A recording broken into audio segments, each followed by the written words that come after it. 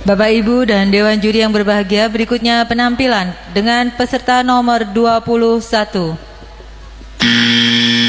Biografi Bung Karno, 1901. Soekarno pada waktu kecil bernama Kusno, lahir di Lawang Seketeng, Surabaya pada hari Kamis Pon tanggal 6 Juni 1901. Putra kedua dari pasangan Sukemi Sostro Diharjo dengan Ida Ayu Nyoman Rais Rimben. 1916 tamat dari European Leisure School ELS Mojokerto, kemudian meneruskan pendidikan di Huje Bagas School HBS Surabaya. Indekos di Rumah Haji Umar Said Cokro Aminoto.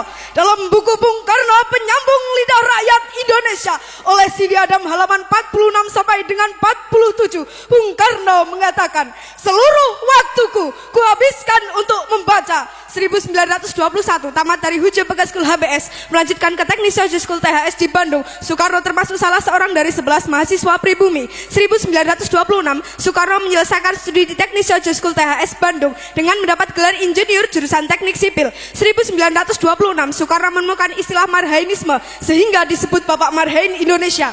1926 Soekarno menulis artikel berjudul Nasionalisme, Islamisme, dan Marxisme yang dimuat dalam surat kabar Suluh Indonesia Muda. Soekarno menyerukan agar semua golongan yang ada di Indonesia harus bersatu menghancurkan kolonialisme dan imperialisme untuk menuju Indonesia merdeka. 1927 Soekarno bersama Iskak Cokro Hadisuryo, Budiarto Marto Atmojo, Sunario, Samsi Sastro Widakdo, Anwari, Cipto Mangunkusuma, Jantila Ardan Suyadi mendirikan Perserikatan Nasional Indonesia pada tanggal 4 Juli 1929.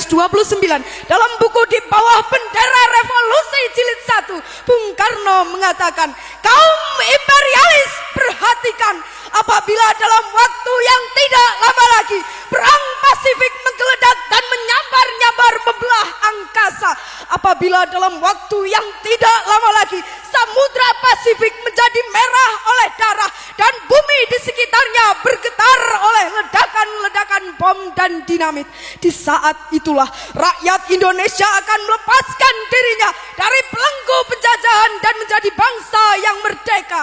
Setelah malam hari berpidato, Soekarno bersama beberapa tokoh PNI ditangkap dan ditahan di penjara Mergangsan, Yogyakarta. Kemudian dipindahkan ke penjara Bersebel.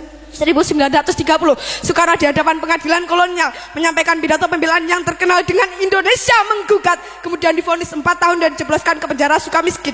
1931 Soekarno dibebaskan dari penjara Sukamiskin pada 31 Desember dengan syarat tidak boleh melakukan kegiatan politik lagi. Namun Soekarno tetap melanjutkan perjuangan politiknya untuk membebaskan bangsanya.